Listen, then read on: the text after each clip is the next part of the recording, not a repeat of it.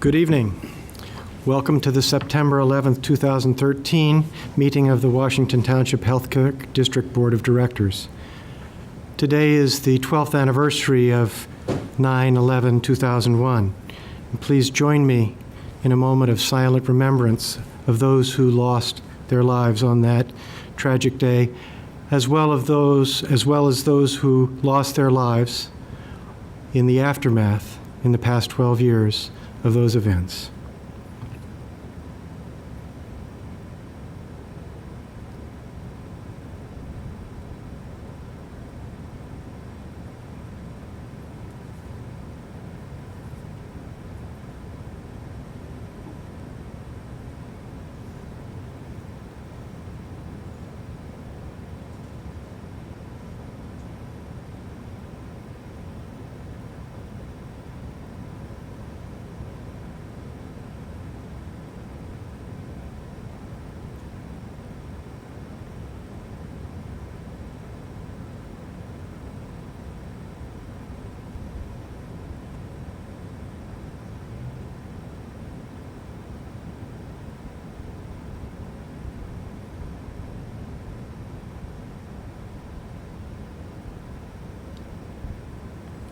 May they rest in peace, and may we soon see the day where all the peoples of the world will live at peace. Please join me in the Pledge of Allegiance.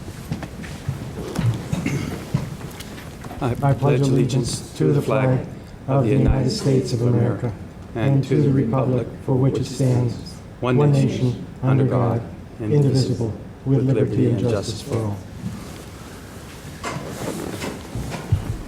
Catherine, please call the roll. Director Nicholson. Present. Director Wallace. Present. Director Danielson. Present. Director Epen. Present. And Director Stewart is away. Thank you. Nancy, we have an education session. Yes, we do. Yes.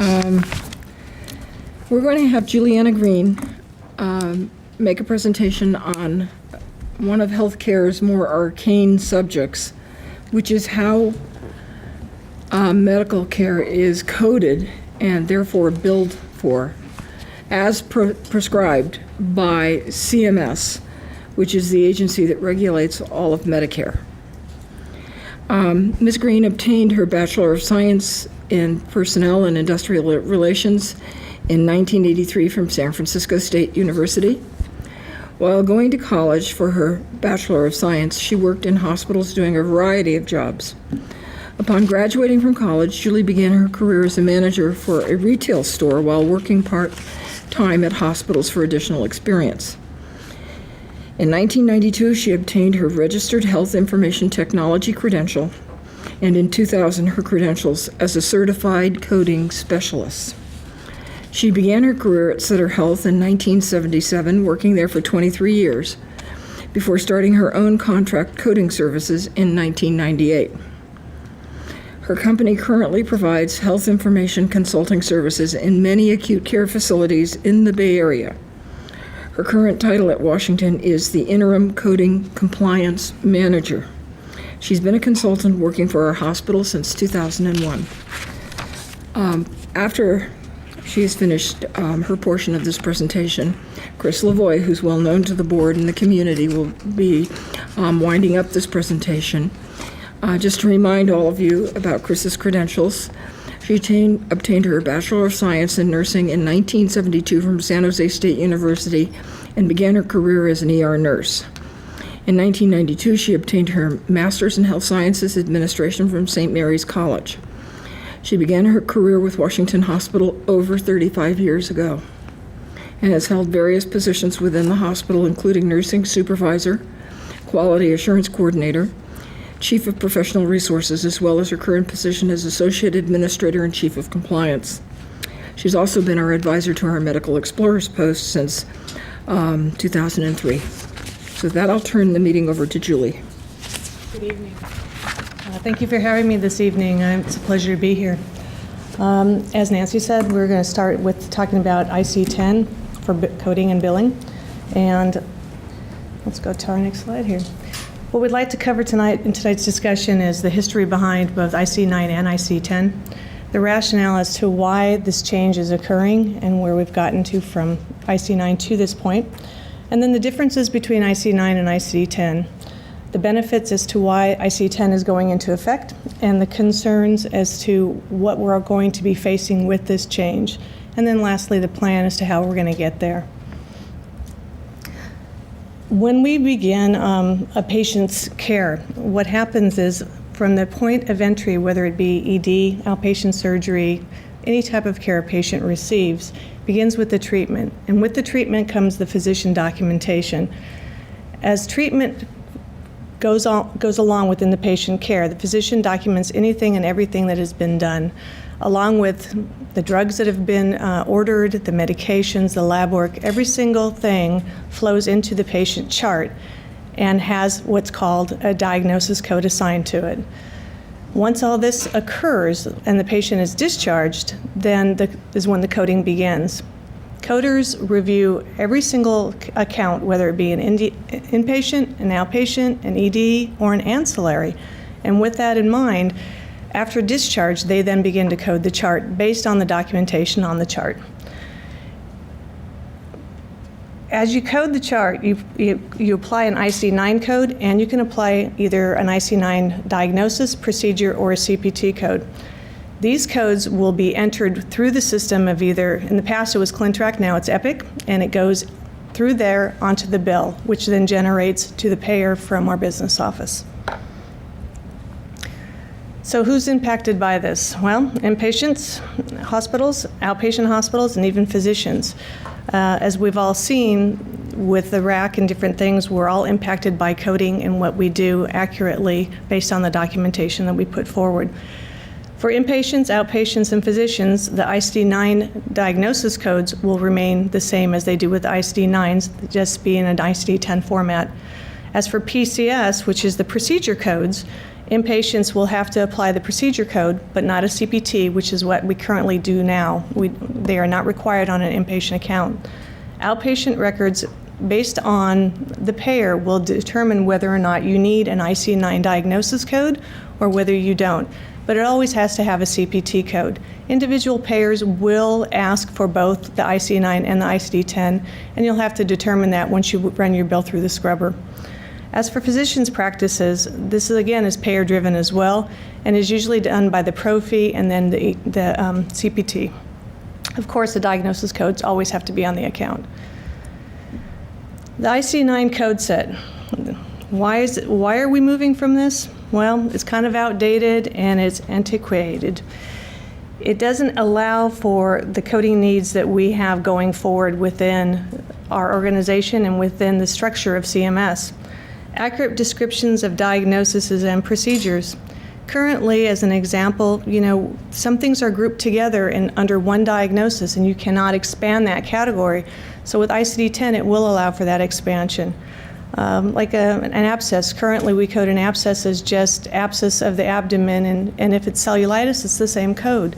ICD-10 will allow for them to be differentiated into two separate codes. Precise coding for reimbursement. Well, the more accurate you are to the site, the depth, and the complexity of the type of diagnosis and disease and the procedures done, the more accurate you are to reflect the data back out to the public for your MedPAR and get everything as accurate as possible. Assignment of technology and growth. Well, over the last 10 years that I have seen, we've added the robotic surgery, we've added computer assisted. All of these have not been allowed to expand within ICD-9 because the character placement and space is not there. ICD-10 does allow for that. So the history for the perspective and where we're at. ICD-9 has been in use since 1979. And believe it or not, I was coding before then when we had the 3 different separate code books. So when it came into effect, we were really happy. ICD-9 PCS was developed by the US. ICD-10 revision released in 1996 is in use in 138 countries. I'd like to add, though, in regards to the ICD-10, although it is used in 138 categories, they do not currently have to code the procedure portion of ICD-10. They only code the diagnosis portion. Procedure coding is much more complicated. The ICD-10 clinical modification developed by the CDC.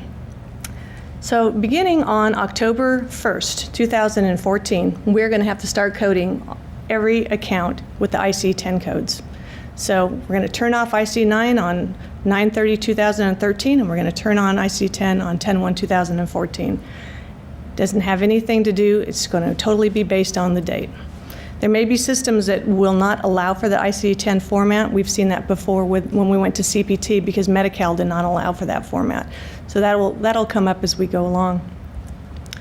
So what is the differences between IC9 and IC10? Well, currently, from the diagnosis portion, we currently have anywhere between a 3 and a 5 character length of a code.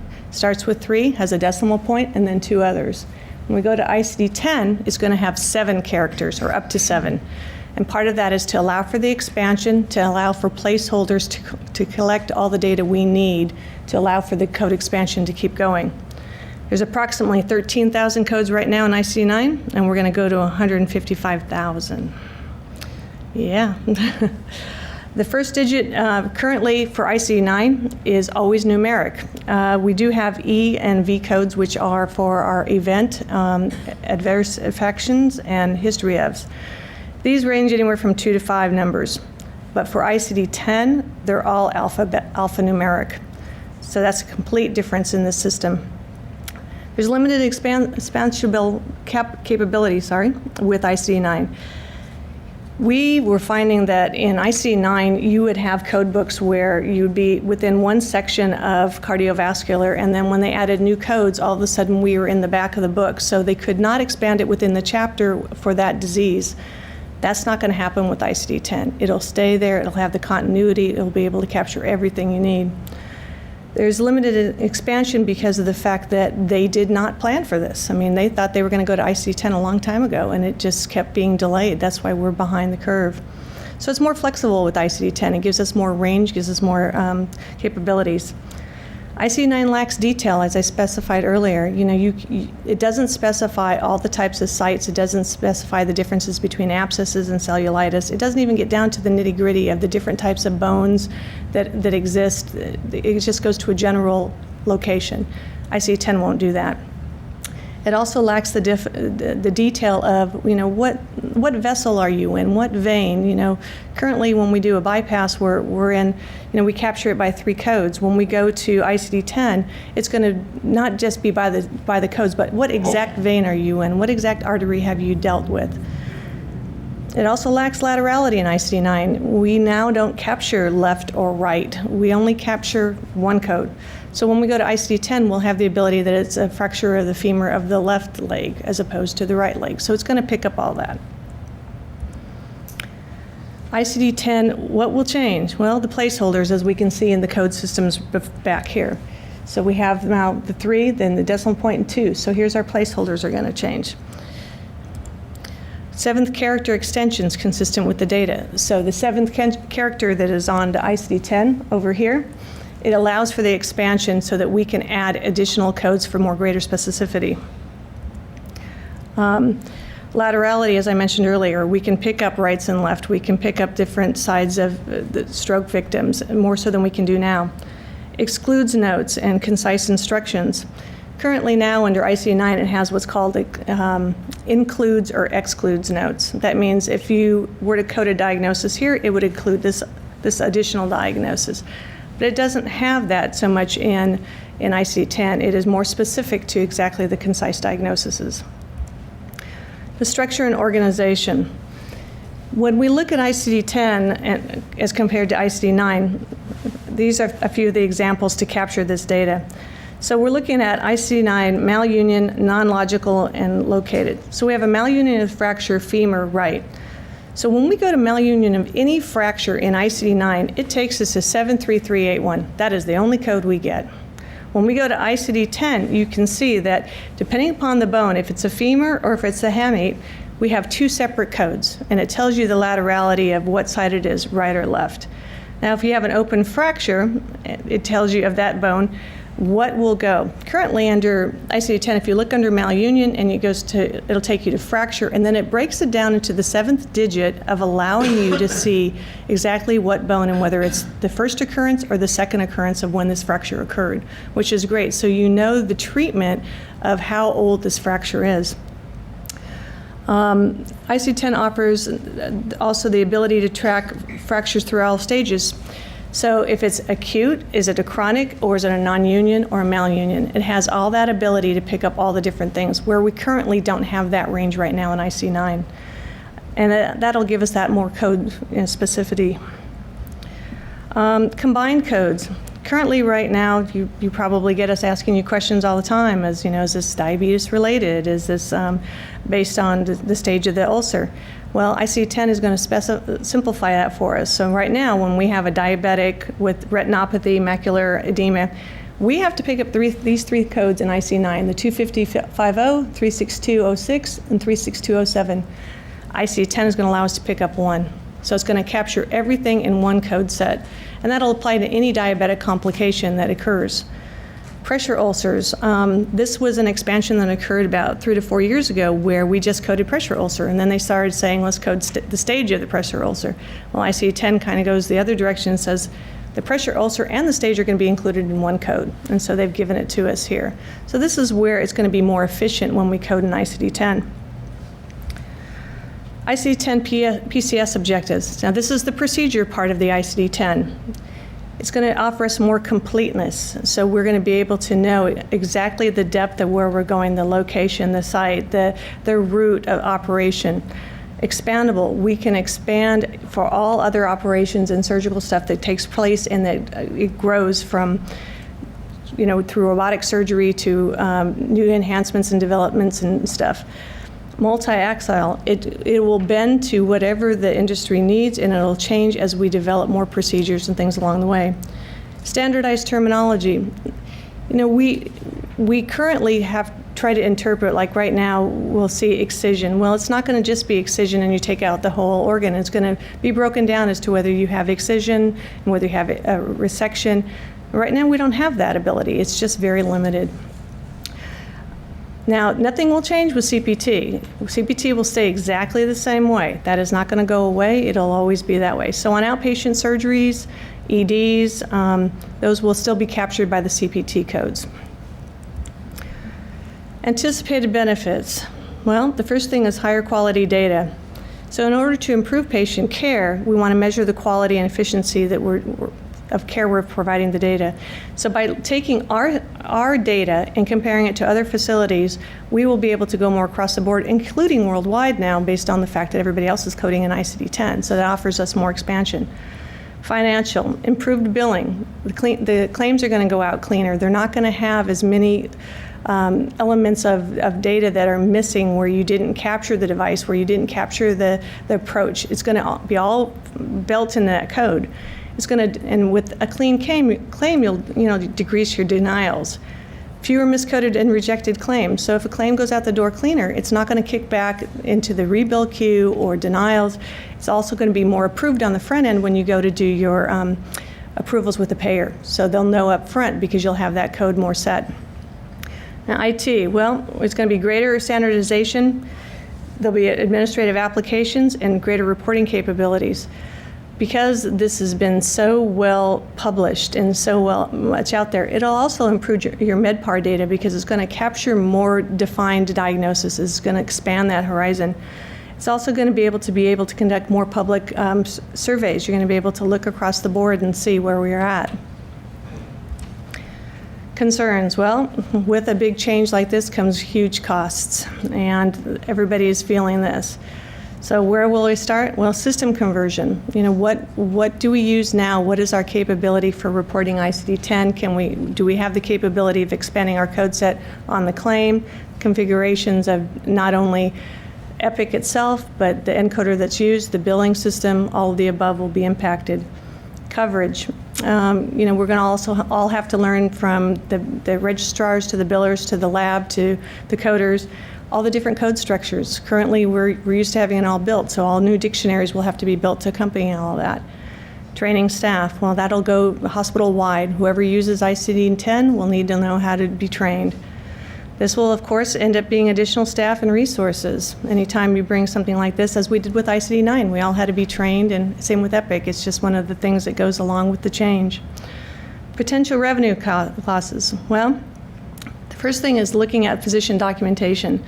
Currently, right now, we know that, coders are querying, we're asking more detail, we're trying to get to the bottom of interpreting what we see in the chart. Well, ICD-10 is going to be a bigger challenge. The rules of ICD-10 say that the coder must interpret what the doctor has documented. Well, we have a hard enough time doing that when we do ICD-9. So ICD-10 is going to provide a little bit more challenge for us, where we have to know our anatomy and physiology really well. We have to be able to capture that data based on what is documented, and when in doubt, we will query the physician. So we'll need to educate the physicians as well as to how to document more appropriately to capture what the coder needs. Through all this, we're going to need good planning with education. Who do we bring in, who do we use to train, and how do we get everybody trained?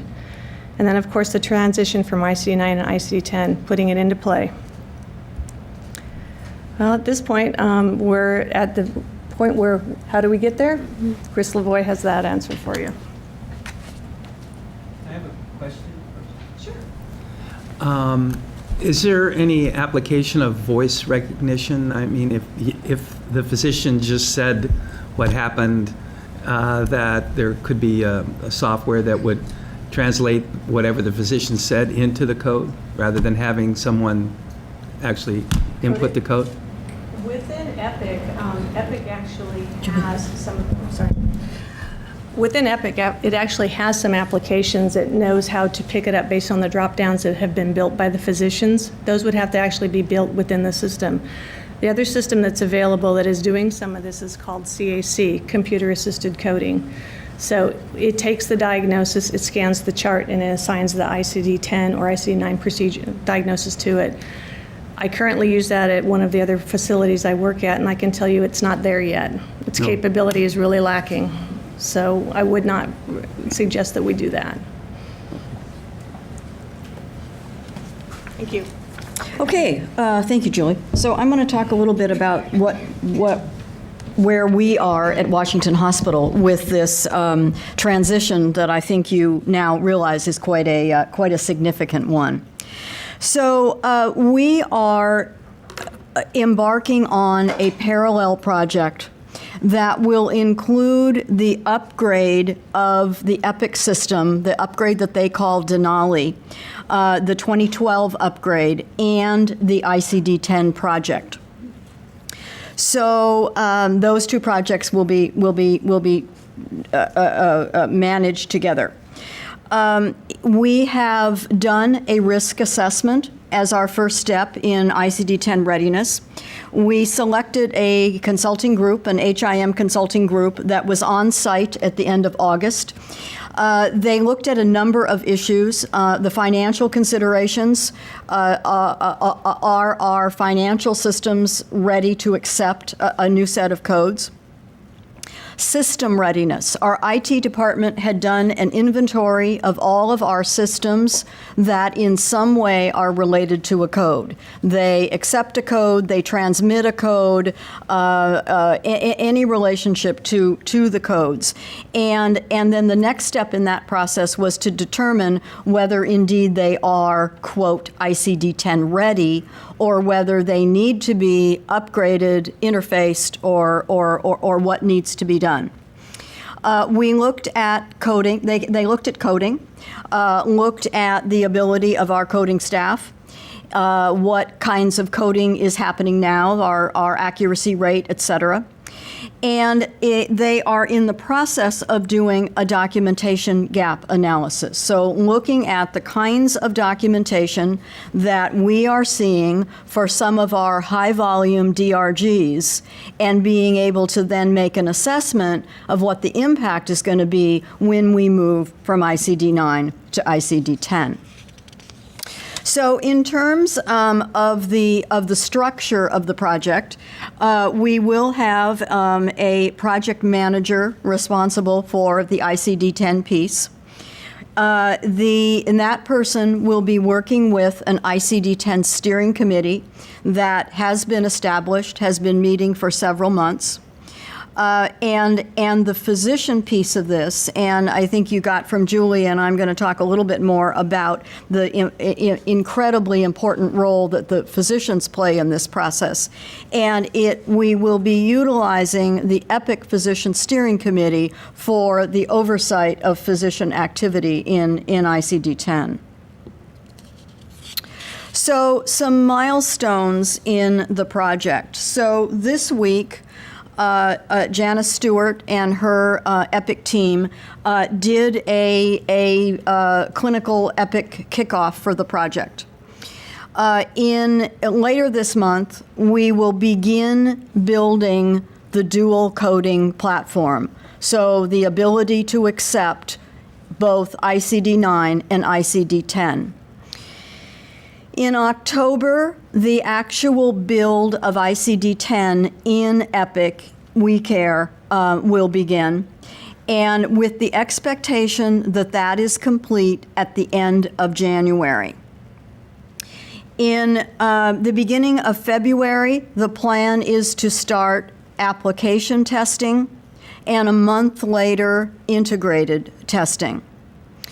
In about the middle of April, the plan is to start training. On the 8th of June, 2014 is when both the 2012 EPIC upgrade and the ICD-10 platform will go live. In July, we will begin payer testing. And this is the piece of making sure that we have the ability to transmit ICD-10 codes on a claim to our payers. And we don't know yet whether all the payers will be ready. We know that there are payers, for example, workers' comp, that will not be going to ICD-10. So we will still need the ability to be able to produce information in both 9 and 10. And then our actual date of go live is October 1st, 2014. So I want to talk a little bit more about education, because clearly that is key to this project. So our coders will go through the education that is industry standard for that group. And we will be implementing a computer-assisted coding process. And you just heard Julie say that it isn't perfect and it doesn't code for you, but it is an assistance, and it is part of a training process for our coders. The hospital staff will be trained, but that training will be integrated into the training for the EPIC upgrade. And they are impacted, but certainly not to the degree that the physicians are. So clearly, MD documentation is a key to the success of the transition to ICD-10. Coders code based on what physicians document in records. The education focus will be specialty specific. You heard Julie talk a lot about some of the issues around the differences in coding in orthopedics.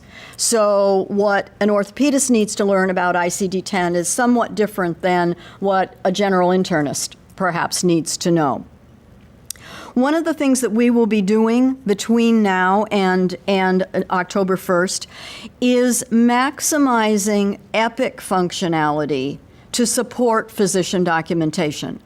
EPIC can do an incredible number of things that will support the physicians in doing the kind of documentation that's going to be required by ICD-10.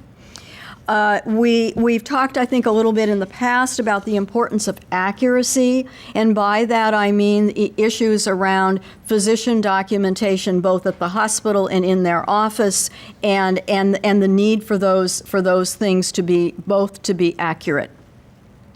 One of the things that we will be considering as part of our education approach is the concept of what is called a CDI program. CDI stands for Clinical Documentation Improvement. And they are programs that some hospitals have in place whereby there are staff on the units working with physicians, being available to help them with documentation, and even sometimes to a point of assigning codes while the patient is still in the house. The other side of that is the concept of physician query.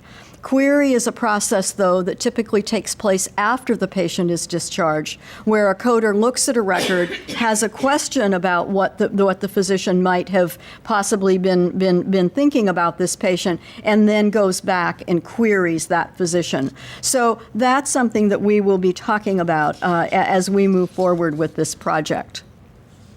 So, ICD-10 is a huge, costly project.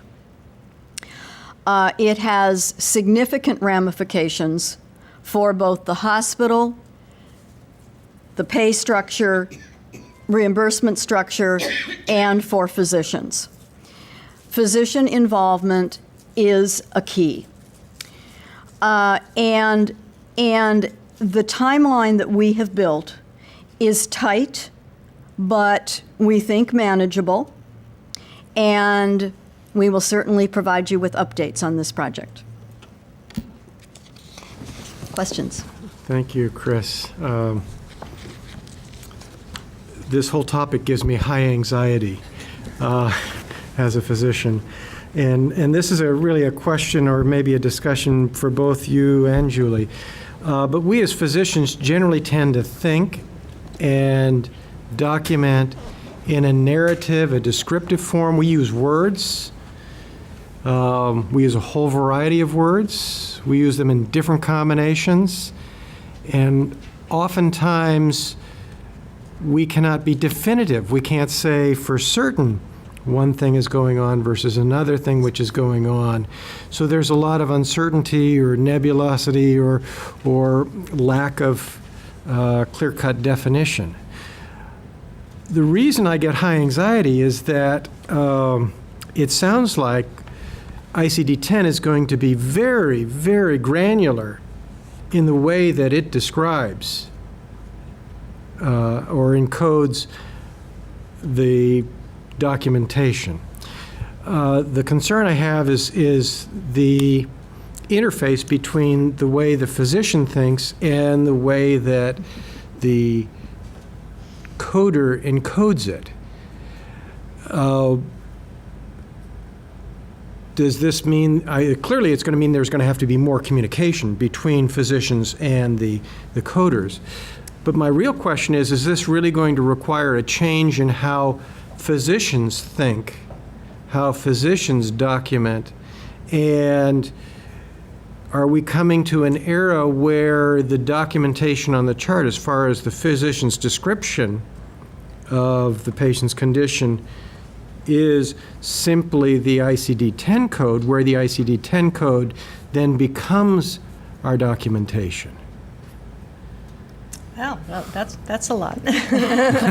Now you know why I'm anxious. Well, and I can tell you, we are equally the same. It is a huge learning curve for all of us to be going through, and I think with where we've started with IC9, and then when we went to the CDI projects and we started improving documentation, doing the query process, along the road, we have learned how to dissect these charts really clearly. We've learned how to be able to interpret what you say and take the documentation that you've put there and also what you've pulled in from other reports like the CTs and the labs. And we can take a lot of that and use that as our leeway to conclude what code we should use. And as I said earlier, that was what ICD-10 said. It is not up to you to be able to be responsible for the code and what you've documented. It is up to me as the coder to be able to interpret what you've said into what equates to the ICD-10. Now, that being said, there are physicians who document extremely well and extremely thoroughly, which is, we're always doing the wave and ecstatic. And there are physicians who are very clear-cut and very short and brief in their answers. So depending on what we see will be the road to where we open up that query process to expand and say, well, you said you did an incision, but when I see the path report, it looks like you took out this part of the lesion. That is where I cannot cross the line and interpret that you meant an incision to mean a resection. Mm-hmm. So those would be things where we'd have to educate the physician on the verbiage for those things. Mm-hmm. I have to say I'm extraordinarily impressed at the work output of the coders. It's not often we as physicians get to see the numerous coding that gets done as part of the chart, but when I've seen that, it's, you guys really go through it with a fine-tooth comb and find You ain't kidding. everything. I mean, it's really eye-opening. So I think what you're saying is there are going to have to be a lot of close interaction between physicians. Correct. And, it would be great to, in the past, I used to actually work with Stephanie a little bit, and we did some information to physicians where we did go to specificity groups like cardiovascular or ortho and did target those areas and help them with the documentation and provided tips, as to how we could improve. And that's always a great way to go. Mm-hmm. Anytime you can expand that ahead of time and get some thought process going. And it's actually what the coders and I are doing now, is that when we go to query, we're actually looking at those lines and seeing how can we capture more data and develop a pattern and a habit. And once you do that, you've already gotten there part of the way. Mm-hmm. But we do have to capture all those codes because that's where your MedPAR data is too. The more we get, the more severity of illness and risk of mortality we document for you. Right. Any other questions from the board? Pat, you're... You got the book right here, right? He has anxiety, I have ulcers. There's a code for both. I know, and insanity. And thank you for the compliment about how we dig into the chart with the details. Yeah. My concern is with the quality of the data resulting from the ICD-10 codes. And with any new system, I'm concerned about errors. I'm concerned about the fact that the government does not acknowledge human errors. They only acknowledge fraud. I'm concerned that across the country, our data is going to be compared to other data, and we have no control over the quality of that data. So I just want to bring that out, that I think there's going to be at least a year to 2 years before that settles down, till we have some kind of a meeting of the minds as to which is the correct code and which is the correct data. So quality, I think, is going to be an issue that we need to deal with as well, and to be very cautious about the quality reports that we have here and also from across the country that we're being compared to. As a coder, I actually appreciate you saying that, because we struggle with the fact that it's not always black and white, and there is always gray in interpretation. And you want to be as accurate as you possible. We're actually, as Dr. Nicholson was saying, we're a detailed group. I mean, we're almost anal retentive sometimes when we come to coding. And you try to do the best you can, and human error does come into play. So, you can just do the best you can, and when in doubt, my rule has always been to query out. And it seems to be a good, safe bet. And you're never going to be perfect. You just keep your audit process going, mm-hmm. and keep your quality checks up, and and work with your team to the best of your ability, and go from there. Because I know there's times when I try to find a code for a condition, and I'll give you an example: sundowning. Yes. And it is not available in ICD-9. It is available in ICD-10, but everybody will code that differently, and that's, again, another good example about quality. And one person, it's not that anybody is doing anything wrong. We're trying to make the system work. And diabetes, that's another one. We've got a lot of work, I think, to do with our ENT doctors, because their definitions of what hearing loss is it gets to be interesting at times, and sometimes I feel like I need to put up a target board and just put the numbers up there and throw a dart at it and say, okay, that's the code I'm going to use, because sometimes the documentation is so gray or differs from doctor to doctor what they're talking about. Absolutely. So we've got a lot of work, not only here, but throughout the country. And from, I understand you're a skilled nursing facility coder, and you have more range of stuff, and I Yeah. apologize if I phrased that incorrectly, but for you, there's that specificity greater with the hearing loss and the mental stuff.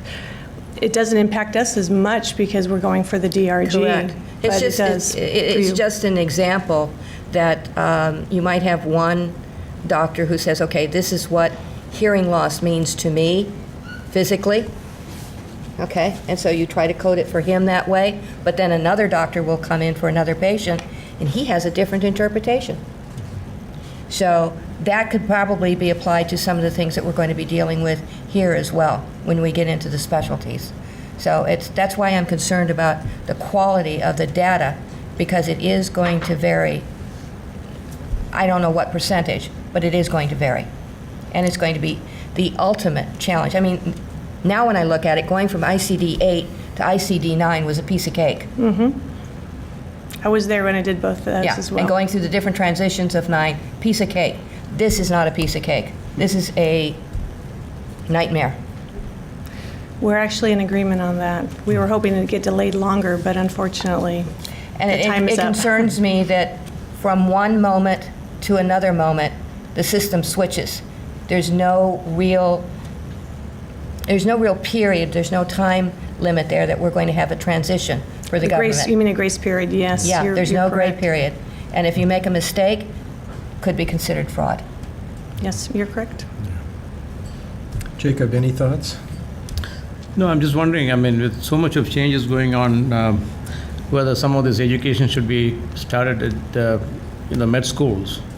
Maybe this should become a part of the Never graduate. so that the future doctors can make diagnosis more ICD-10 code-friendly diagnosis.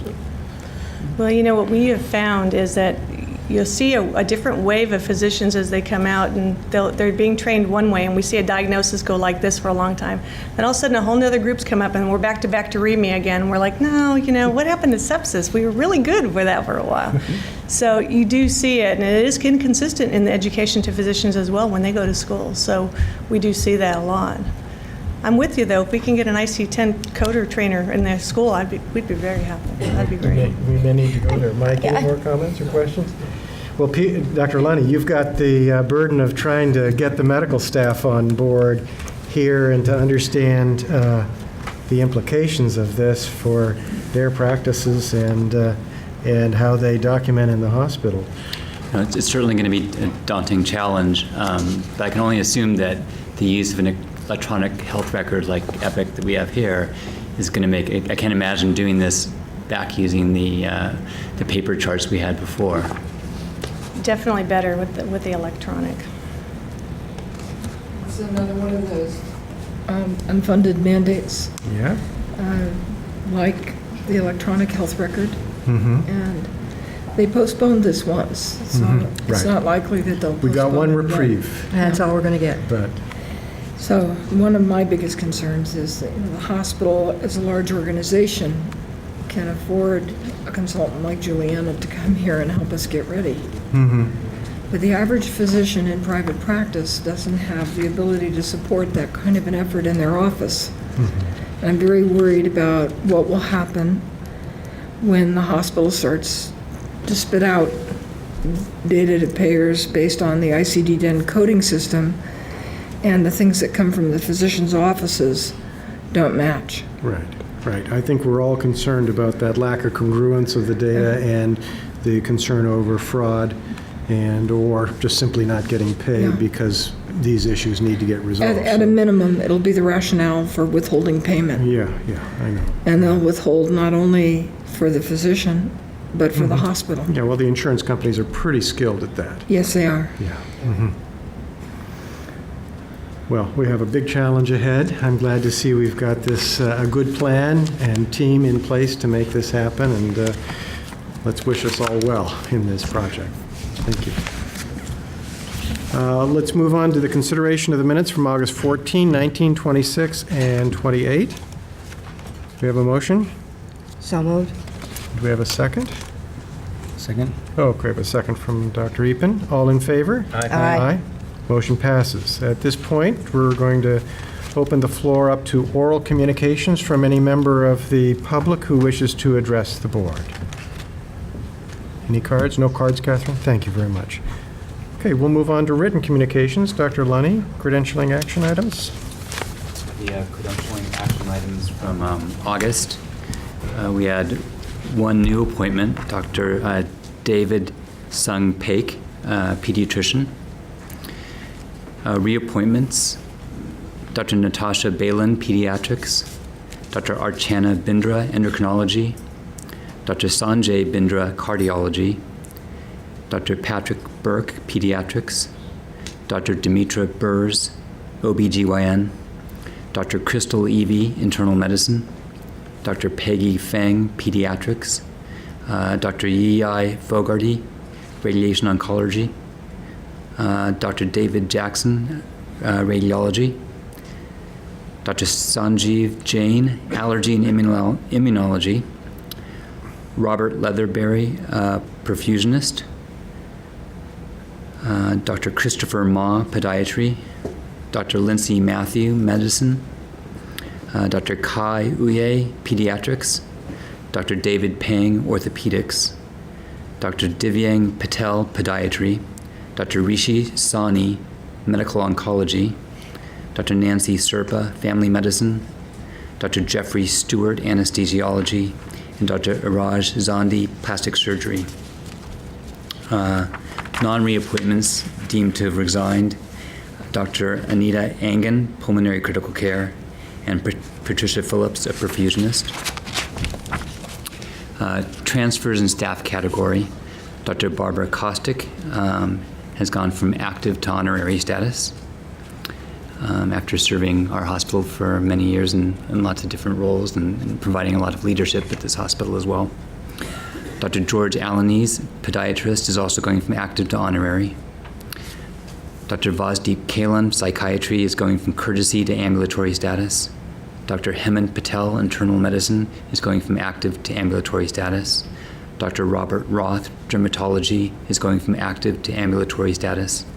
And Robert Leatherbury, perfusionist, is going to provide allied health to active allied health. Completion of proctorship and advancement of status. Dr. Kwa Nguyen, internal medicine, has completed proctorship and is going from provisional to active status. And Robert Leatherbury, perfusionist. Extension of proctorship and provisional category, Dr. Das Sarpel, infectious disease. And then we have 3 resignations, Dr. Kenneth Lee, cardiac surgeon, and Drs.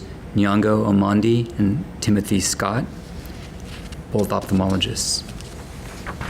Great, thank you very much, Dr. Lundy. Do we have a motion for approval of the credentialing action items? So moved. Thank you. Do we have a second? Second. All in favor? Aye. Any opposed? Motion passes. Jeannie, Service League report. Yeah, so I have something that's kind of feel good. All right. Yeah. After ICD-10. No, really, boy, I just feel for you all. Well, we know that in hospitals across the nation, there is an increasing need for improved patient satisfaction and service. And so to keep up with the needs of our patients, the volunteers have made kind of a difficult decision to hand over the privilege of photoing newborns to professional photographers. Mm-hmm. And it's through the same company that we've been using. Volunteers have been taking newborn pictures here for at least 17 years. And the trend across the nation is to let the professionals do it. With the technology that they have, the abilities, I really think our patients are going to be really pleased with what we have to offer. So I'd like to, I think Joe's going to bring up a 30-second slideshow. I'd like to show you that every parent will get this for free. There's no charge for the photo session. There'll be no charge for this slideshow. They'll go in, take about 25 pictures, leave the room, put together the slideshow, and go in and on a monitor show this to the parent. So let's take a look at this.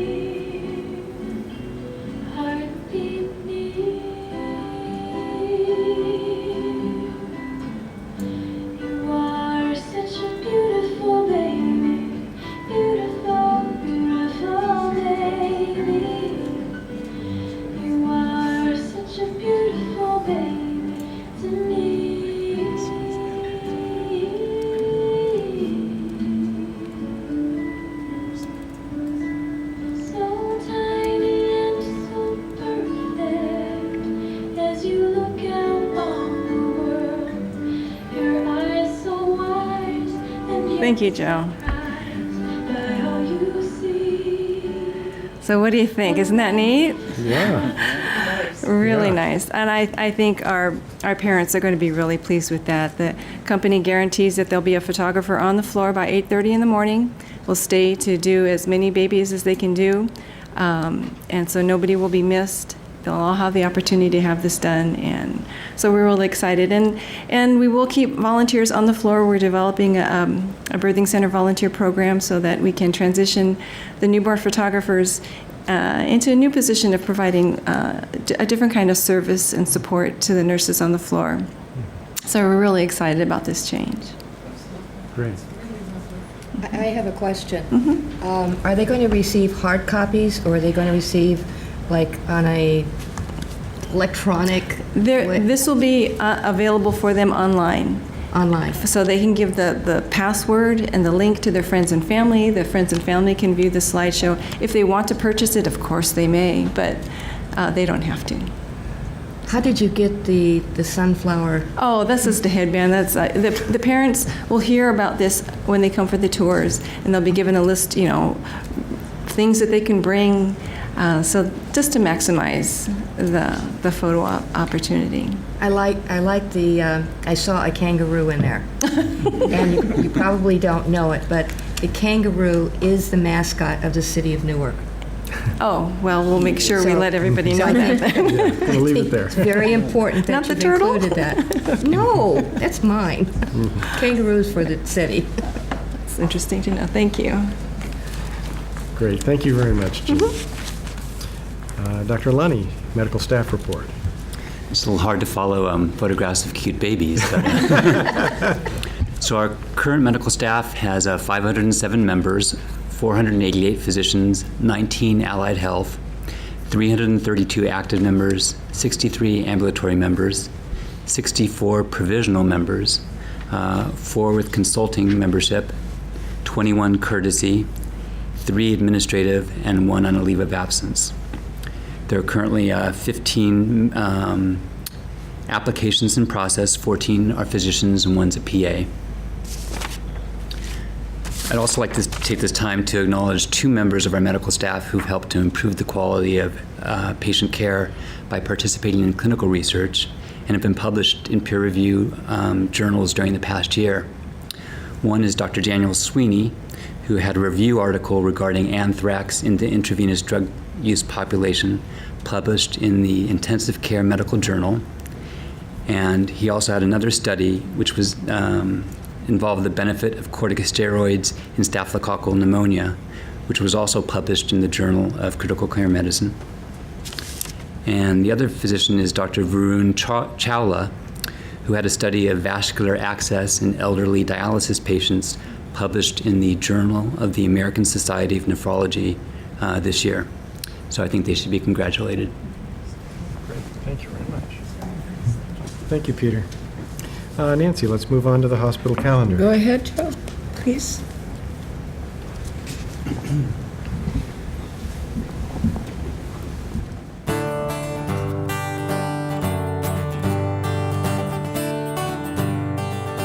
Past health promotions and outreach events.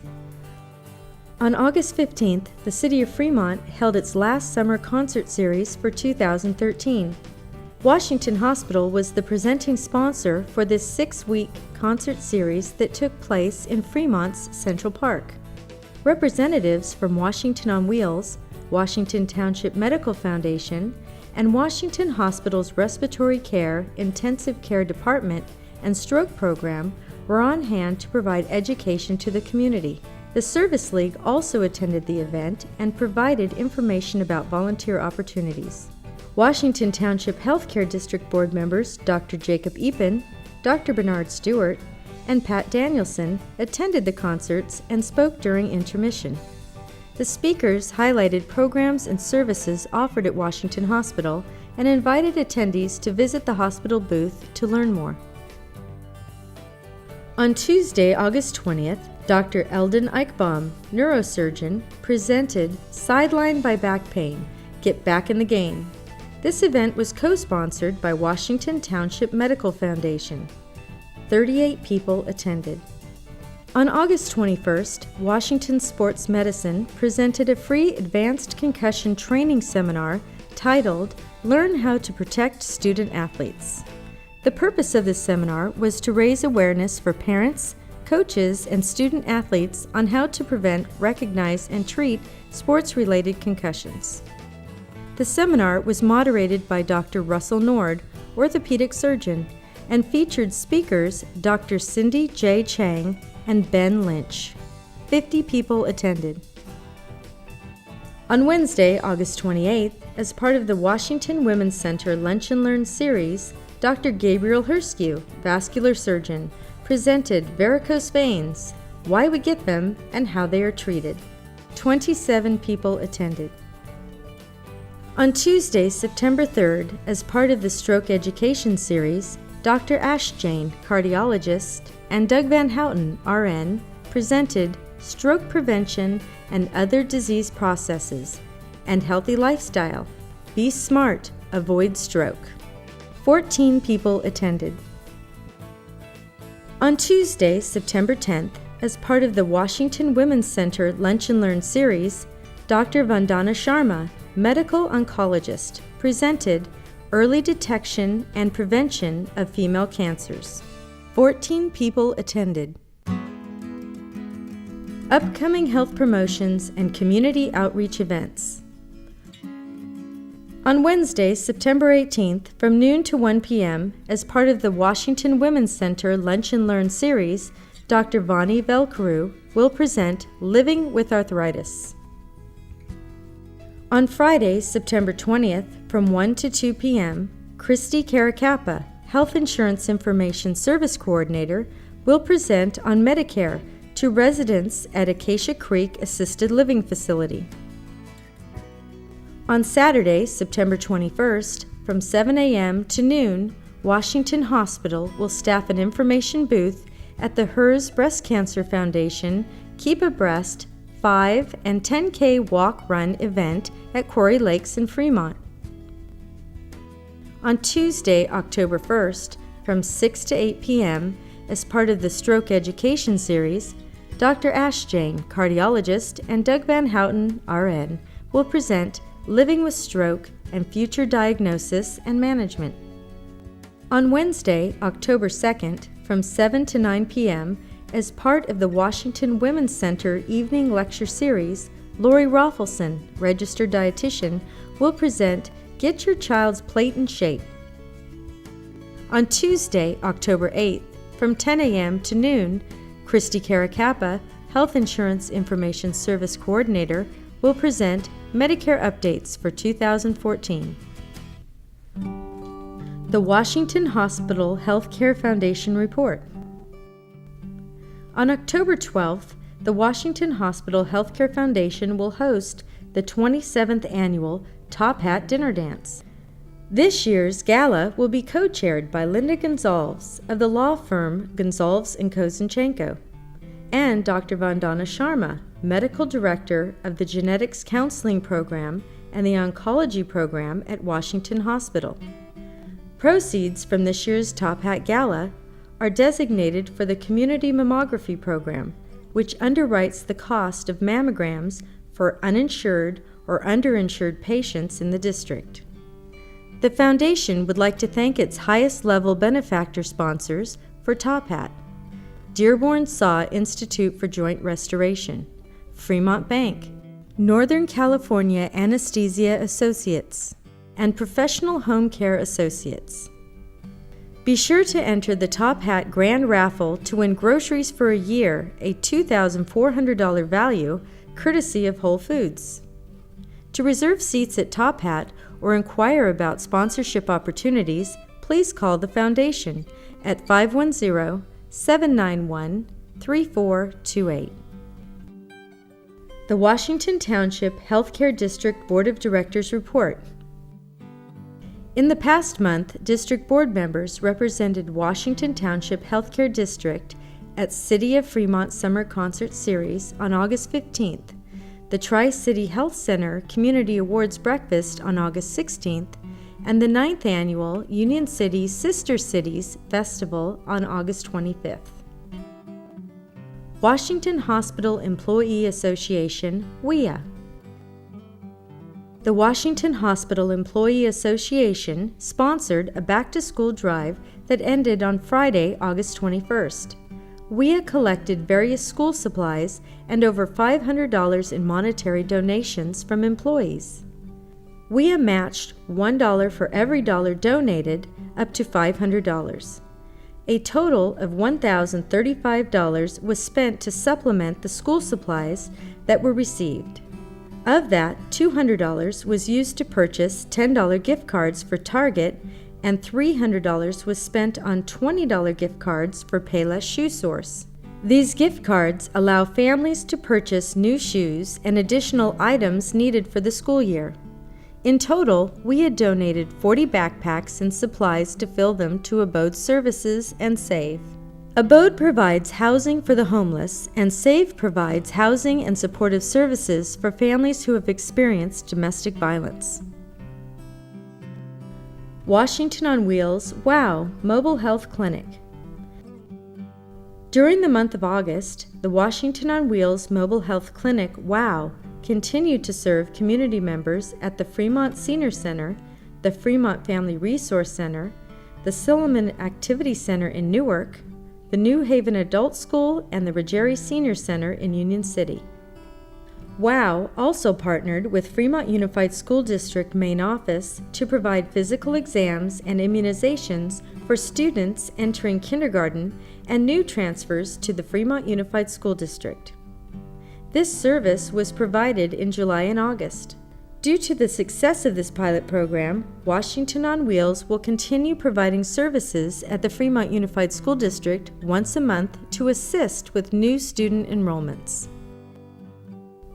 On August 19th, WOW provided respiratory fit testing at Revance Therapeutics. Revance is a biopharmaceutical company located in Newark.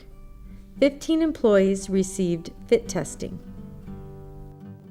Washington on Wheels completed the free blood sugar screenings as part of the annual summer outreach to educate and screen community members regarding risk factors, early diagnosis, and treatment for diabetes.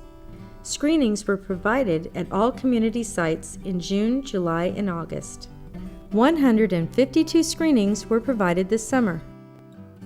Internet marketing. Washington Hospital's website remains very active. The hospital's Physician Finder section was August's most viewed web page with 15,741 views. Other active sections include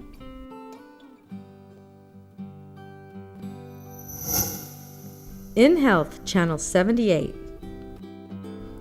During the month of August, Washington Hospital's cable channel 78, InHealth, aired new programming including a health and wellness seminar titled Latest Treatments for Cerebral Aneurysms and the August Board of Directors meeting.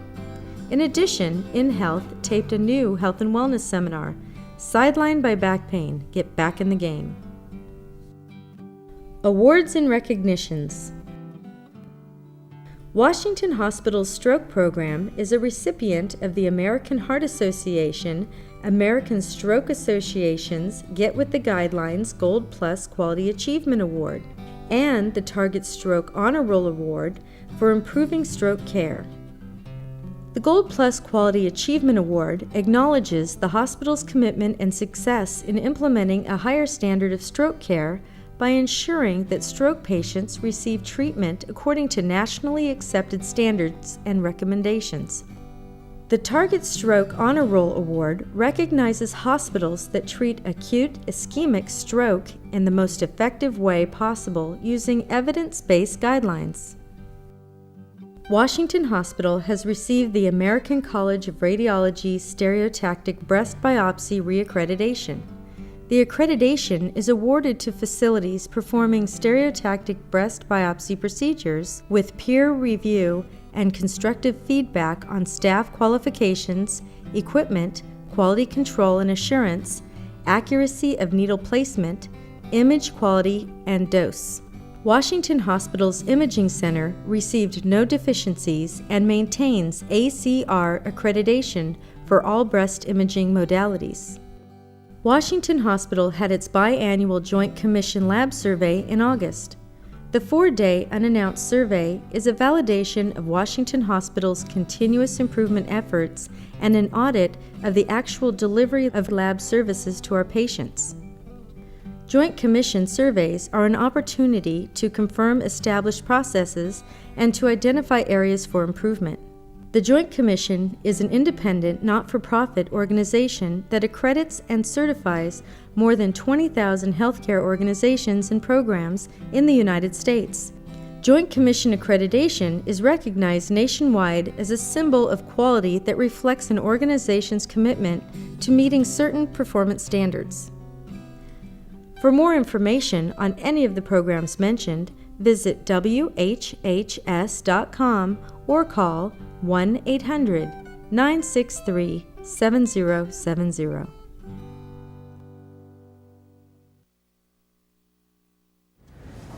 Thank you.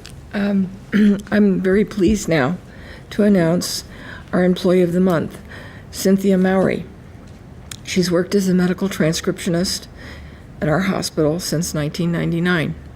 She began working at Washington as part of an externship program through the Ohlone Community College and was then hired as a medical transcriptionist. She has been promoted from level 2 to level 3 and has become a certified medical transcriptionist.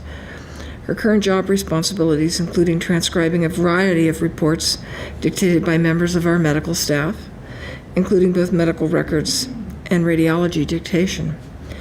She's one of those people that works quietly behind the scenes, and her work couldn't be more important. The accuracy of those reports have a very direct bearing on patient safety and quality of care. She's a model employee. We're very proud that she's here working with us. Very pleasant, dependable, and conscientious. She lives in Fremont with her husband, Paul. She has 2 grown sons, and they enjoy traveling, and they recently returned from a trip to Europe. So I'm very glad that she's with us, and we congratulate her on being Employee of the Month. It's great work. It's amazing how they can translate my mumblings into real words on a page. Thank you very much, Nancy. We'll now move on to our quality report, and Barbara Eusebio. Nancy, do you want to introduce Barbara? Yes, I do. Yes. She is the Chief of Quality and Resource Management. She joined Washington Hospital on April 29th, 2013. She's brand new. You saw her last month, and I'm pleased that you're going to see her again this month. She holds a Bachelor of Science in Nursing and a Juris Doctor degree, as well as being a certified professional in healthcare quality. Her previous experience includes being Vice President of Nursing and Chief Nursing Officer at St. Mary's Medical Center in San Francisco from 2011 to 2013, and Vice President of Patient Care and Chief Nursing Officer at Queen of the Valley Medical Center in Napa. And she held that position from 2005 to 2011. Prior to relocating on the West Coast, she worked on the East Coast in several executive positions in nursing and quality. Okay, good evening. So tonight I'm going to present some of our key quality indicators. First, we'll start with our core measure compliance. I think you're all familiar with seeing our core measures, and hopefully you'll see some improvements over the year. This is our core measure for acute myocardial infarction. And what I did is I put the bar graph up. So if you start at the bottom, that starts in September of 12 and moves up to June of 13. So you can see that we've made some improvements.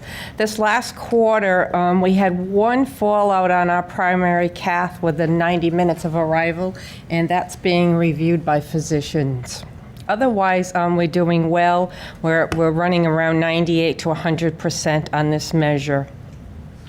In the core measure for heart failure, you can see, especially in this one, the improvement over the year. So we're doing much better on this. And the one fallout was on discharge instructions, and I'm real positive the EPIC's going to help that because it's typically a documentation issue, not a practice or a care issue.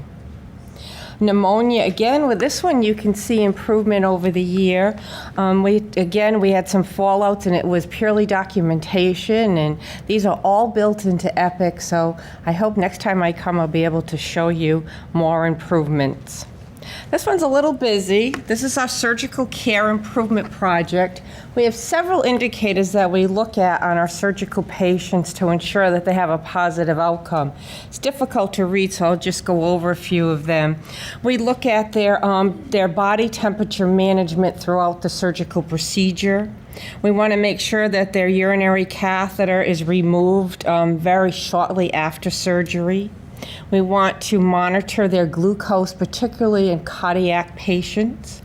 We want to ensure that if the patient is on a particular medication that's called a beta blocker, it's a cardiac medication, before surgery, we want to make sure that they stay on that during the surgery, that we prevent any venous thrombosis from happening, and that we have the appropriate antibiotics. And all of these we're doing well. There's one you can see, it looks like it's a little short. That is in our cardiac serum glucose monitoring.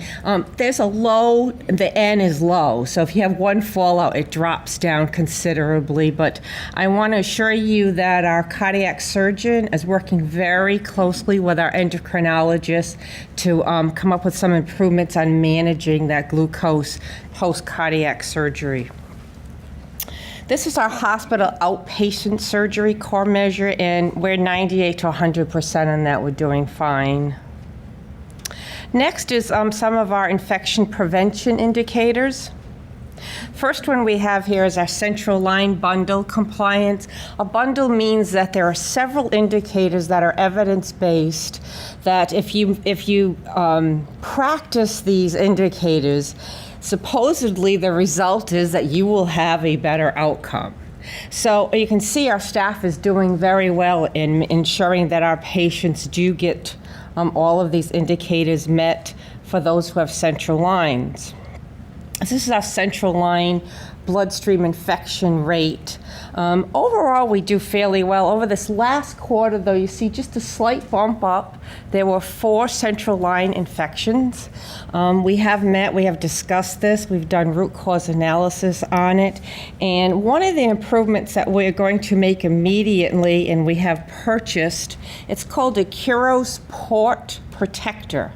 It's just that little green thing there that actually screws on to a needleless intravenous line. And inside that green protector is an alcohol swab. And that just keeps that port clean. Actually keeps it clean for 7 hours. So we're putting this in place immediately, and the evidence has shown that it will help in reducing our central line infections. This is our ventilator bundle. Again, several indicators. We want to make sure that our patients have good care while they have to be on a ventilator or respirator. And we're doing well on that too. Our ventilator-associated events, if you look back to where the arrow is in the last quarter ending March 13, the indicator was changed. So previous to March 13, all we did was that we measured whether the patient obtained a pneumonia while on a ventilator. Now what we have to look at is, did the patient's condition deteriorate at all while on a ventilator? So it's a much stricter indicator, and what we want to look at and why this was changed is because the objective of this is to get the device out as soon as possible, because any device inside a patient can cause an infection. So in this last quarter of June 13, we had one. It was just a patient did not get pneumonia, but there was some changes in the oxygen level, which were taken care of, and we did prevent the pneumonia from happening. This is our surgical site infections. We continue to do very well on that, and we're below our goal. This is our C. difficile infection ratio. C. difficile is one of those multi-drug organisms, difficult to fight. And as you can see, we've had a blip up in the last quarter of June 13. We actually have had much movement around this. We brought in a consultant, and she is from the American Professions of Infection Preventionist. And she came in and spent 3 days with us and did quite a review throughout the hospital, gave us a lot of recommendations. We have a full task force in place that is led by Dr. Martin, and there are several other physicians on it. So there's a lot of energy around this, and I'm pretty sure after all of these meetings and consultations that we are going to make several improvements and certainly take this very seriously. Our catheter-associated urinary tract infections, we've improved on that. That's looking good. Our surveillance of MRSA, MRSA, another multi-drug superbug out there. And what we do is that we do screen our patients that are critical care patients, either admitted to ICU or transferred to ICU, just to ensure that we're watching for the onset of MRSA, and our surveillance has actually improved over the year. Our MRSA infection rates, that's looking good. It's below the goal, so I'm happy to report that. Our VRE, another one of those multi-drug organisms, another very difficult superbug. We had a couple of those in June of 13, and those were around our central line infections, and that was included in our analysis of our central lines. I have a few nurse-sensitive indicators in this report. Pressure ulcer prevalence prevalence study. This is when the nurses one time every quarter go out and look at every single patient's skin integrity, and happy to report that this quarter we were below our goal in hospital-acquired pressure ulcers. And reducing inpatient falls has always been a challenge for every hospital across the nation. And unfortunately, our rate did spike up just a little bit, but what is good is that our injuries did fall. This is an issue across the nation as far as preventing falls. And most hospitals are really trying to put their focus on reducing the injuries, which we have, and you can see this last quarter we've had 0 injuries. The staff, I can tell you, have put in every evidence-based best practice there is out there to prevent a fall, and they're doing a good job on it, but it continues to be a challenge, and they work on it consistently.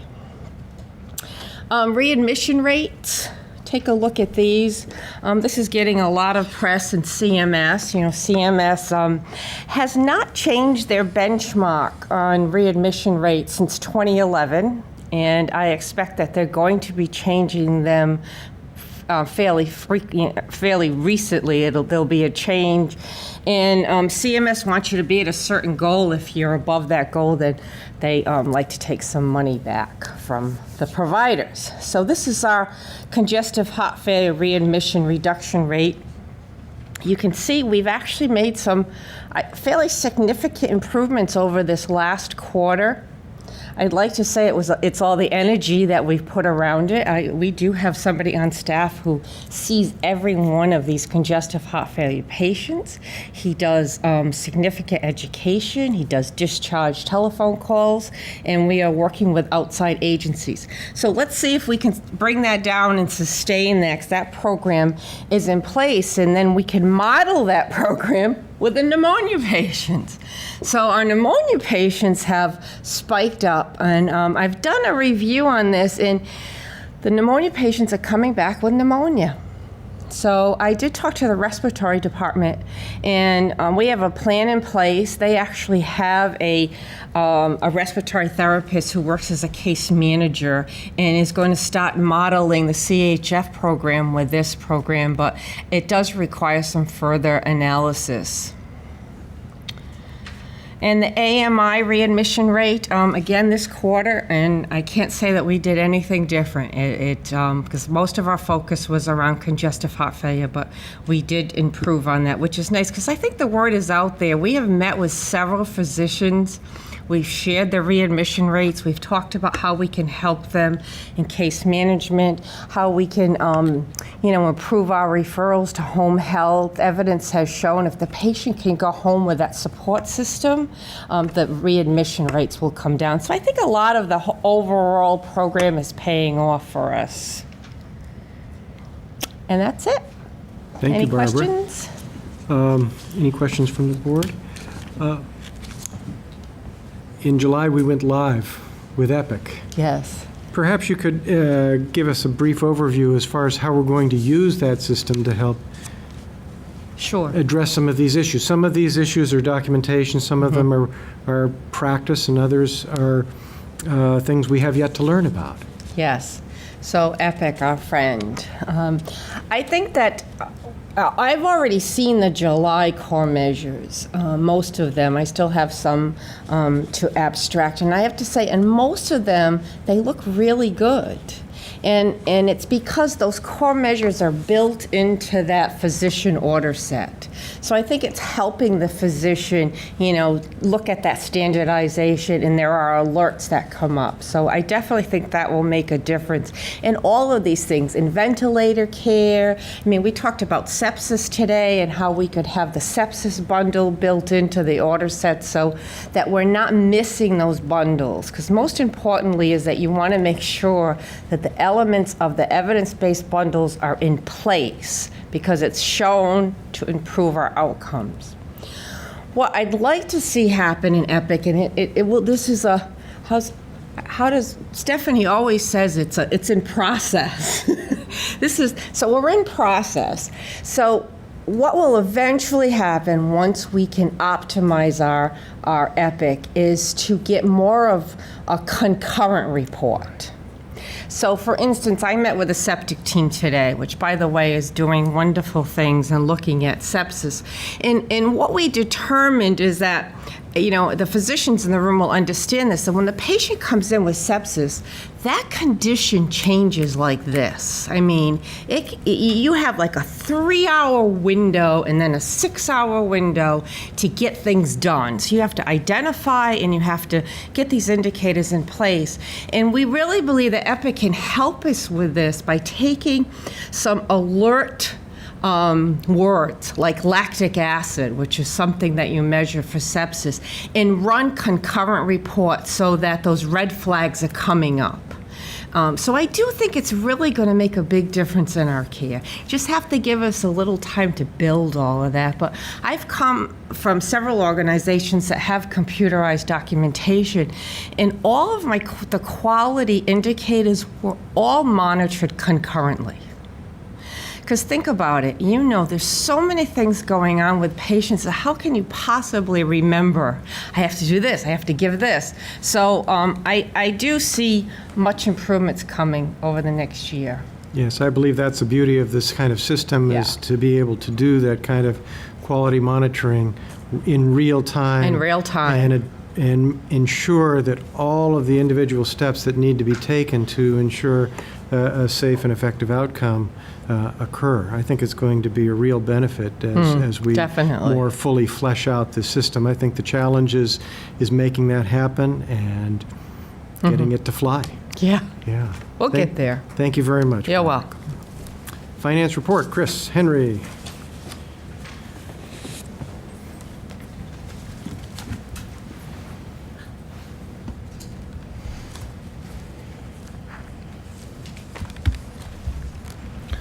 Okay, tonight we will be looking at the operational and financial results for July 2013. And before we jump into the numbers, I want to spend just a minute to set some context for what we're going to see here, because I think when we get to the bottom line here, we're going to see that July was an outlier month for Washington Hospital. July, historically, for Washington Hospital is the lowest, or one of the lowest months in terms of operations and financial results. It's just a slow period of time in our seasonality. So July is generally expected to be a low month. What was different this year was it was also the month where we went live on our electronic medical record system. And for those of us who were here and for those of us who weren't, that was a monumental effort that month, which required literally a cast of hundreds of people to get here and to get this thing done. We expected July to be an outlier month in the budget. We expected just on the go live to spend $2.9 million in operational costs. We spent 2.7. And there were some other factors in the month that created the set of circumstances that we're about to see. One of them was we had a number of, as part of that go live, contract both consultants and clinical staff. We brought in additional clinical staff to make sure that we had enough people to take care of our patients as we were going through this learning curve of learning the new system. In order to get those additional clinical staff, we had to commit to them in March. We had to commit to them for a 12-week period ending the first week of August. And having those folks here, as well as the additional consultants, really impacted our ability to flex to the volume that we saw in the month. So just within that context, I'll start to go through the numbers and I'll add some more information as we get through them. So we'll start as usual with our operating indicators. Our average daily census for the month came in at 138.2. We'd expected 160. Now, I want to talk about this for a second because when we're running at an average daily census of in the high 150s to low 160s, that's a low census for us.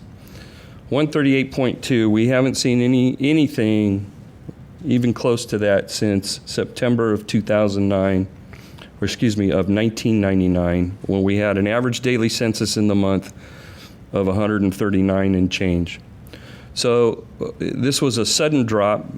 We had been running in the 160s for months. We had expected a little bit lower. It came in the medical product lines. Our surgical volumes and procedure volumes were pretty much on target. If we were to expect a big drop, we would have expected it in the surgical product lines, as that's where a lot of our elective stuff goes on. So we did have a big drop. Our ability to flex to that number in that month really was impeded by the fact that we needed our regular clinical staff here to learn the new system, and we had contractual commitments to keep the contract staff, so we couldn't shed those folks. Admissions for the month were 102 below budget at 925. As a result of our low average daily census, our patient days came in 678 below budget at 4,283. Outpatient observation equivalent days for the month were 39 above budget at 329. And our average length of stay was lower than we expected at 4.46. We'd expected 4.83. Looking at our utilization, our case mix index for the month came in at 1.498. We'd expected 1.537. We had 139 deliveries during the month. We expected 160, and that was, again, a drop that wasn't anticipated. We've been seeing 155 to 165 deliveries for months.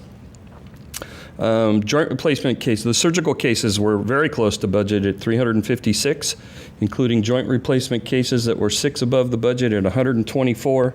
Our neurosurgical cases for the month were 7 below budget at 17. And our cardiac surgical cases were 2 above the budget at 16. PTCA procedures for the month came in 4 below budget at 44, and our cath lab procedures overall came in right on budget for the month at 396. So again, our procedure volumes were right on pretty much where we had expected. Outpatient visits for the month came in 803 below budget at 8,003. And our emergency room came in pretty much right on budget at 4,237. We had expected 4,242 visits in the emergency room.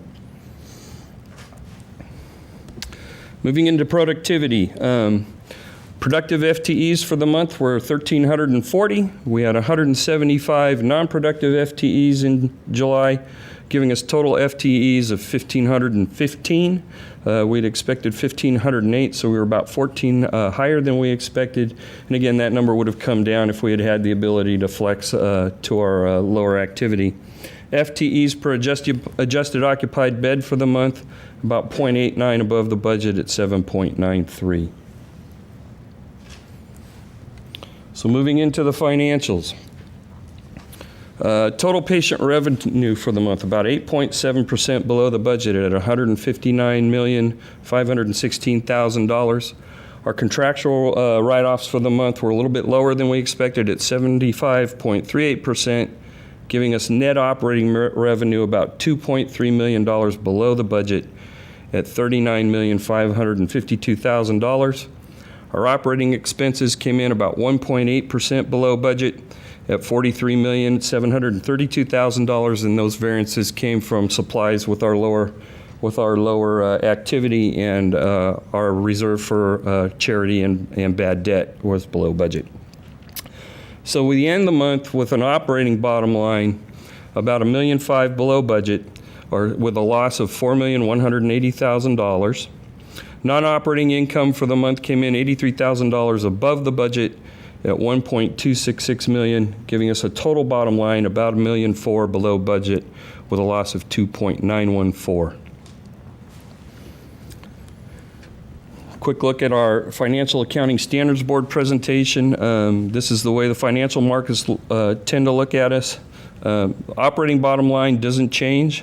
We do remove our income for the service of our general obligation bonds and our small unrealized loss on investments of about $22,000 to come up with non-operating income from a FASB perspective of $579,000 and a total bottom line about $1.4 million below the budget with a loss of $3.6 million. So are there any questions on the month of July? Just the implementation of Epic is not without its costs. Yes. And we look forward to getting back into stride and getting the most out of that system. Okay. Thank you, Chris. Hospital operations. Costly in more ways than just the acquisition of the system. Absolutely. I think that there are a lot of physicians that will sit back and not admit when a new system's being rolled out in a hospital, and they make that decision for themselves and their patients. It's a hard factor to calculate, but it is, a really tough financial consequence of bringing the online medical record here. But again, we have no choice. Yeah, we'll get through it. Yeah. It's painful to see, but It is very painful to see. I'll talk about August. In the month of August, we saw 955 patient admissions. They resulted in 4,568 days of care. Our average daily census in August was 147. This was higher than July's. The high and low ranged from 156 down to 112. The budget for August anticipated 995 admissions and 4,989 days of care and an average daily census of 147. So we're going to be about 421 patient days of care below budget for the month. Our outpatient observation equivalent days came in at 313. Our budget was 311. It's the first time they've been that close. These days are considered an outpatient encounter by Medicare and therefore compensated for at a much lower rate than inpatient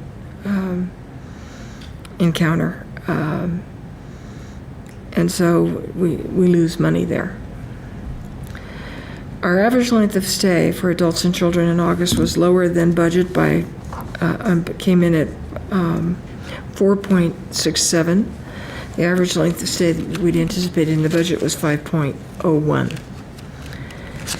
Preliminary information indicates that inpatient revenue for the month of August amounted to approximately $122,290,000 compared to the budget estimate of $139,709,000. And of this amount, 61.3% was Medicare. We had a huge surge in Medicare patients, including the Medicare HMO. 12% was Medi-Cal. So it was a very interesting shift in patient sponsorship all of a sudden in 1 month. The birthing center saw 160 deliveries in August compared to a budget of 178. August's deliveries resulted in 351 baby days of care. Our newborns totaled 161. Now, surgery had some interesting results. For the month of August, there were 375 surgical cases at the hospital. Our budget had called for 378, so very close to budget. This includes cardiac surgical cases that were 2 above the budget at 18, and joint replacement cases that were 4 below budget at 116. The inpatient surgical activity was above budget by 4 cases, while outpatient surgeries were below budget by 7. 595 cases were seen at the outpatient surgery center. Their budget had called for 602, so they're pretty close. For the month of August, the total cases seen in the cath lab were 455 versus a budget of 440. This includes PTCAs that were 8 below budget and 53 cardiac catheter procedures that were 10 below budget at 108. The interventional radiology procedures were 38 above budget at 279. The inpatient cath lab procedures were 4 more than anticipated, while outpatient procedures were 11 more than expected. This shows the beginning of the shift in activity in the cath lab, where historically it's been dominated by cardiology, and now the vascular activity is beginning to grow in the interventional radiology. Is beginning to grow as well. Fortunately, it won't be a case of displacing one versus another and not having access, because in a matter of a couple of weeks we'll open up 2 new cath labs, and I think that we'll have adequate space for everyone. In terms of non-emergency outpatient visits for the month of August, we had 7,735. They were 14.7% lower than the budget. The emergency room recorded a total of 3,932 patients, and a daily average of 127. They came in below budget, which is the first time in a long time for that to happen there. Washington, Warm Springs, Newark, Nakamura, and Ohlone Clinic saw approximately 3,536 patients during August. It's 9.8% less than the budget. The total system emergency room and clinic visits for August came in at 7,468 compared to a budget of 8,086 visits. Full-time equivalents for the month of August totaled 1,468.2, including 31.5 agency personnel. This was 50.6 FTEs lower than the budget. The FTEs per adjusted occupied bed came in at 7.43. The reason why that's such a miserable figure is the low census. The above budget of 7.1. We had contract RNs here for a full week in August as part of the full obligation that we had to make in order to get them here to begin with. In summary, we had 40 fewer admissions and 421 fewer inpatient days than anticipated in the budget. Surgical cases came in below budget by 3. Cath lab procedures were above budget by 15. Outpatient visits for August were 1,335 below budget, while the ER visits were 234 lower than anticipated. Clinic visits for the month were below budget by 384. Total paid FTEs are below budget by 50.6, or a 3.3% variance for the month, and above the last 12 months average by 5.3 FTEs. Inpatient charges for the month were lower than budget by approximately 12.5%. Outpatient charges were lower than budget by approximately 5.4%. So our total healthcare system charges for August will come in below budget by approximately $19,807,000, or a negative variance of 10.8. In August, on the 31st, there were 140 days cash on hand. The total days revenue and accounts receivable was 63.86. The days revenue and accounts receivable, excluding Medi-Cal, was 61.03. The rise in days in accounts receivable is related to the installation of the Epic system. During the month of August, $2,271,502 of charges were approved or are pending for charity assistant. Rough month. Thank you, Nancy. At this point, we're going to adjourn to closed session.